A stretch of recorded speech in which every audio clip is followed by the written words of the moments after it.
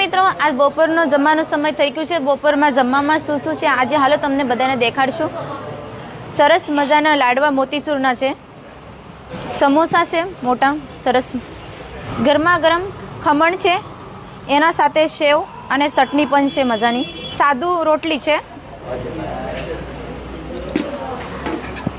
આજે શાક છે ચણાનું, ગરમા ગરમ સરસ મજાના ભાત છે, દાળ પણ છે. અને આજે જમવાનું જેના મહેમાન તરફથી મહેમાન પણ આપણા વચ્ચે ઉપસ્થિત છે. નમસ્કાર બેન. નમસ્કાર. તૃપ્તિબેન સંજયભાઈ પાચાણી. શેના બાબત બેન તમે રસોઈ આપી છે? દાદા પાછળ. આજે જમવામાં બહુ મજા આવવાની છે. સરસ મજાનો જમવાનું બની ગયો છે, મહેમાન પણ ઉપસ્થિત છે. આ સરસ મજાના મોતીચૂરના લાડવા છે. તો દોસ્તો જોઈ શકો છો સરસ મજાનો જમવાનું આજે ડીશમાં, અને સરસ મજાના અમારા પ્રભુજી જો જમી રહ્યા છે.